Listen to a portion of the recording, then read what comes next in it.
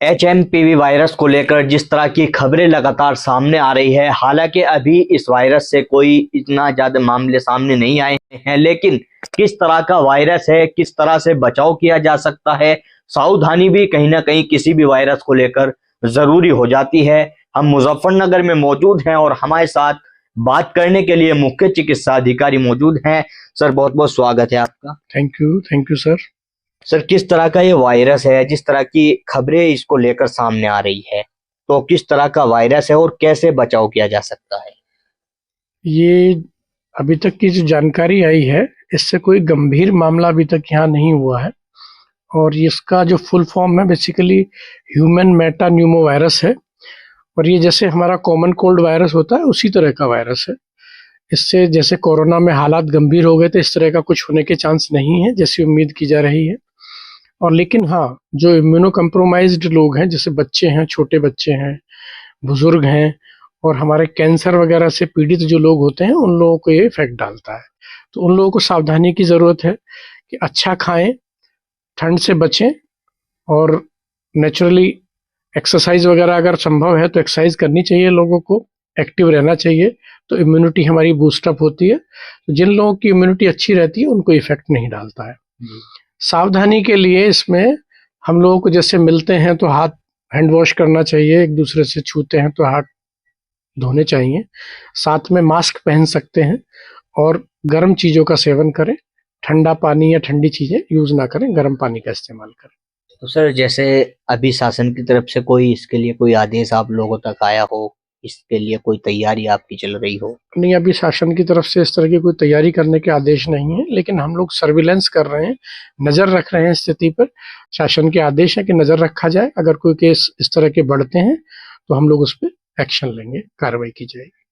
Sir, ये तो virus की बात हो गई। मुजफ्फरनगर की अगर बात की जाए तो किस तरह की व्यवस्थाएं हैं, क्योंकि आप अभी नए आए हैं यहाँ पे, तो जिस तरह की चीजें लगातार आप अपनी जो है कार्रवाई करने में, अभी तक जिस तरह से आपकी चीजें लगातार सामने आ रही हैं, किस तरह की परिस्थिति आप परख रहे हैं जनपद में जब से आए हैं? देखिए, इसके लिए कोई स्पेसिफिक दवाई की ज़रूरत तो होती नहीं है, और जहाँ तक ट्रीटमेंट का सवाल है, कोरोना पीरियड में हम लोगों ने सारा इंफ्रास्ट्रक्चर डेवलप कर लिया था।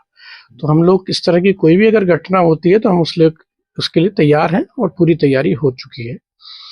लेकिन उम्मीद नहीं है कि इस तरह की कोई घटना हो, तो परेशान होने की ज़रूरत नहीं है। हमारे मुजफ्फरनगर वासियों को इसके बारे में कोई भय रखने की ज़रूरत नहीं है, निश्चिंत रहें, हम लोग तैयार हैं जी। तो सर, मुजफ्फरनगर के अस्पताल की अगर बात की जाए तो जो हमारे यहाँ जिला अस्पताल है, कुछ कमियां उसमें भी अभी कहीं ना कहीं यहाँ पे लगातार चीजें सामने आती हैं, उन पे भी मैं आपसे चर्चा करना चाहता हूँ, क्योंकि हम उम्मीद करते हैं कि आपके कार्यकाल में जो चीजें हम आपको बताने जा रहे हैं उनमें कुछ बदलाव आ सके। सर, सबसे पहली तो यहाँ पे जो समस्या इस समय वर्तमान में चल रही है, वो दिल के डॉक्टर को लेकर पिछले 3 महीने से बड़ी गंभीर समस्या चल रही है। पिछले 3 महीने से हॉस्पिटल में जो है हार्ट के डॉक्टर नहीं है। उसको लेकर किस तरह की चीजें हैं, जनता उम्मीद लगाए बैठी है, क्या आपके कार्यकाल में कुछ नई चीजें देखने को मिली? बिल्कुल।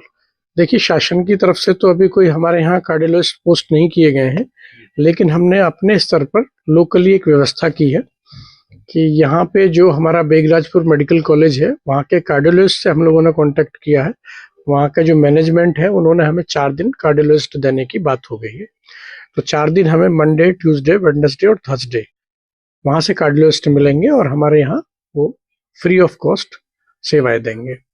तो ये उम्मीद है कि सुचारू रूप से शुरू हो जाएगा इस वीक में, और भविष्य में भी हम कोशिश करेंगे जो बाकी 2 दिन है उसमें भी यदि हमारे पास 1 या 2 दिन कोई बैठ सकता है तो, और कार्डियोलॉजिस्ट से बात हो रही है तो यदि कोई पॉसिबिलिटी होगी तो वो भी हम पूरा करेंगे। सर, शासन से किस तरह की आप लोगों ने कोई लेटर वेटर लिखा है कि जिस तरह की समस्या है जनपद के अंदर? जी, लेटर लिखा गया है, और हम उन्हें अपडेट करते रहते हैं कि हमारे यहाँ क्या क्या शॉर्टेज है, क्या क्या स्टाफ कम है, उस पर शासन अपनी तरफ से विचार करके भेजते हैं। एक सर, मुजफ्फरनगर में जो पर्ची बनती थी अस्पताल की 1 रुपए वाली, अब वो ऑनलाइन का कुछ उसका सिस्टम कर दिया है, तो हमने देखा काफी भीड़ यहाँ पे रहती है और मरीज जो है बड़ी परेशान उससे हो रहे हैं। उसमें कई बार आप लोगों की जो साइट है पर्ची ऑनलाइन बनाने की, वो डाउन जाती है, काफी घंटों घंटों तक भी पर्चियां नहीं बन पाती है, मरीजों को परेशानियों का सामना करना पड़ रहा है। किस तरह की ये नई चीजें हैं आपकी जो ऑनलाइन पर्ची का है? देखिए, ऑनलाइन का व्यवस्था तो यही है कि उसका फायदा ये होगा कि वो कंप्यूटराइज्ड है और सारा कंप्यूटराइज्ड डेटा कंप्यूटर में चला जाता है और आगे जो भी इन्वेस्टिगेशन, जो भी ट्रीटमेंट होता है, वो फिर एक उसका फाइल बन जाती है। तो कहीं पे भी वो फिर उसको खोल के उसको देखा जा सकता है और उसकी वजह से हेल्प मिल सकती है उसके ट्रीटमेंट में। तो पर्पस तो गवर्नमेंट का यही है। नो डाउट कि शुरू में थोड़ी सी परेशानियां होती हैं, सब चीज़ों को डेवलप करने में थोड़ा समय लगता है, इसलिए थोड़ा इस तरह की अभी परेशानियां हैं। धीरे धीरे हम इसको तेज करेंगे, जरूरत पड़ेगी तो काउंटर्स भी बढ़ाएंगे ताकि रजिस्ट्रेशन बढ़ाया जा सके। और नेट वाली जो प्रॉब्लम है वो नो डाउट कभी कभी होती है, लेकिन उस पर भी हम लोग वर्क कर रहे हैं और उम्मीद ये है कि जल्दी ही ये सारी चीज़ें हम लोग कवर कर लेंगे। सर, एक जो अस्पताल में भी कुछ समय पहले सुरक्षा के लिहाज से कुछ प्राइवेट जो है आप लोगों ने सुरक्षा कर्मी यहाँ पे रखे थे, तो उस समय जब वे रखे गए हम लोग भी आए थे, उसमें प्रेस कॉन्फ्रेंस की गई थी, तो उनकी ड्रेस भी बनाई गई थी, आई कार्ड भी बनाया गया था। लेकिन पिछले कुछ समय से आपके अस्पताल की कुछ वीडियो भी वायरल होती है, हालांकि आप तो अभी नया है इसलिए मैं आपकी जानकारी में डाल रहा हूँ। तो वो लोग ड्रेस वरेस तो पहनते नहीं, आई कार्ड नहीं होता, और आम जो मरीज के तीमारदार होते हैं उनके साथ में उनकी लड़ाइयाँ बजती है, बहस हो जाती है, कभी बाइक खड़ी करने को लेकर तो कभी और चीजों को लेकर। नहीं, मैं इस मामले में सख्त हूँ। मैंने आके ये निर्देश दिए हैं कि सभी लोग अपनी यूनिफॉर्म में रहें और हम इसको पूरा कराने के लिए इस पर ध्यान भी देंगे कि सब लोग यूनिफॉर्म में रहें। इससे परेशानियां नहीं होंगी। नो डाउट उसका आइडेंटिफिकेशन तो जरूरी है ना कि ये स्टाफ का आदमी है कि कोई बाहर का है, तो हम लोग इस पर सख्त है, कार्रवाई करते हैं, आप चिंता न करें। सर, एक पार्किंग की व्यवस्था की बात की जाए तो पार्किंग की समस्या यहाँ पे लगातार आती है, कई बार तो बाइकें चोरी होने की भी यहाँ पे चीजें सामने आई है, तो अब आपके कार्यकाल में किस तरह का बदलाव इस व्यवस्था में देखने को मिलेगा? एक्चुअली जहाँ तक जगह की बात है ना, हमारे डिस्ट्रिक्ट हॉस्पिटल में थोड़ा सा एरिया कम है, तो कोशिश तो कर रहे हैं हम लोग कुछ, अगर इसका कोई सॉल्यूशन निकलता है। सीएमएस साहब से भी इस बारे में बात हुई थी और सिक्योरिटी बढ़ाने की कोशिश है। अगर बजट मिलता है तो हम सिक्योरिटी भी बढ़ाएंगे, तो ये शायद घटनाएं फिर ना हो पाए।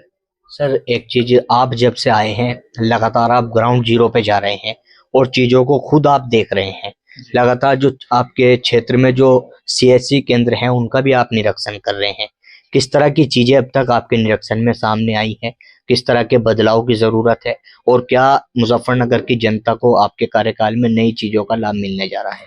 जी, देखिए, सभी निरीक्षण में एक बात आती है निकल के कि थोड़ा सा साफ सफाई को हम बेहतर कर सकते हैं, अपनी सर्विसेज की क्वालिटी को सुधार सकते हैं, गुणवत्ता बढ़ा सकते हैं। तो ये चीज़ें मेनली आ रही हैं और हम एक ये देख रहे हैं कि थोड़ी सा हमारा स्टाफ भी कम है, थोड़ा सा कर्मचारियों की संख्या कम है, तो ये सब चीज़ें हम लोग शासन से बात करके इनको इम्प्रूव करने की कोशिश कर रहे हैं और अपने कर्मचारियों की ट्रेनिंग के माध्यम से भी हम गुणवत्ता सुधारने की कोशिश कर रहे हैं। तो ये सब चीज़ें हो जाएंगी निकट भविष्य में, ये उम्मीद की जा सकती है। सर, एक आखिरी सवाल, लगातार मुजफ्फरनगर में पिछले कुछ समय से कुछ ज्यादा ही इस तरह की चीजें आ रही हैं कि जो प्राइवेट जो हॉस्पिटल हैं वहाँ पे डिलीवरी के दौरान महिलाओं की मौत को लेकर लगातार हंगामे होते हैं और ये घटनाएं आए दिन अब बढ़ती जा रही हैं। रोजाना एक दो मामले ऐसे आते हैं, वहाँ पे प्रदर्शन होते हैं, अलग अलग संगठन के लोग आते हैं, आप लोगों की टीम भी मौके पे पहुंचती है और उस समय तत्काल वहां पे कार्रवाई भी की जाती है, परंतु हफ्ते 10 दिन के बाद वो अस्पताल फिर से चालू हो जाता है।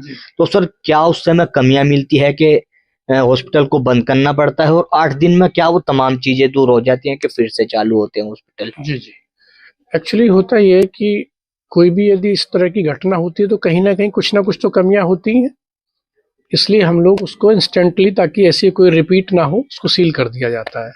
फिर हम उसकी जांच कराते हैं, इसमें देखते हैं कि उसमें क्या परेशानियां थी, ऐसी घटना क्यों घटी। यदि कोई स्टाफ की कमी है या ओटी की कमी है, जो भी है, यदि वो रेक्टिफाई हो जाती है तो तब उनको खोला जाता है। किसी को परमानेंटली तो बंद नहीं किया जा सकता। यदि गुणवत्ता की कमी है तो उसमें गुणवत्ता सुधार के बाद हम खोल सकते हैं।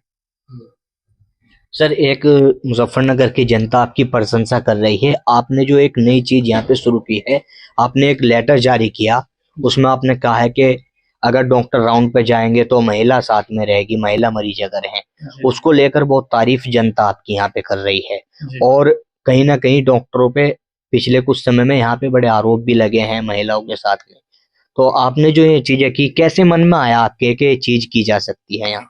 नहीं, एक्चुअली ये रूल है कि कोई भी मेल डॉक्टर किसी फीमेल लेडी को एग्जामिन नहीं कर सकता बिना किसी फीमेल अटेंडेंट के। ये पहले से ही रूल है, लेकिन हम लोग क्या करते हैं, ओवरलुक करते रहते हैं। लेकिन सोसाइटी में इन चीज़ों की अब नीड बढ़ रही है, आए दिन घटनाएं होती हैं, आपके पेपर के माध्यम से, मीडिया के माध्यम से भी जानकारी मिलती है। तो मुझे इस तरह की जानकारी मिली तो इसलिए मैंने तुरंत एक्शन लिया कि भले ही लोगों को पता हो, लेकिन एक बार लोगों को रिमाइंड कराना जरूरी है। तो इसलिए मैंने उस पर स्ट्रेस दिया। तो ये चीज़ें बहुत ज़रूरी हैं आज की सोसाइटी में, और घटनाएं आगे ना हो इसी पर्पज से किया गया। सर, मुजफ्फरनगर की जनता के लिए क्या संदेश, स्वास्थ्य के क्षेत्र में आपके कार्यकाल में किस तरह की नई चीजें मिलने वाली है और किस तरह से मुजफ्फरनगर की जनता को आश्वस्त करना चाहते हैं? जी, नेचुरली मेरा मेन मकसद तो ये कि जो फैसिलिटीज़ हमारे पास ऑलरेडी उपलब्ध हैं उनकी क्वालिटी सुधारी जाए, और जो फैसिलिटीज़ कम है उनको बढ़ाया जाए।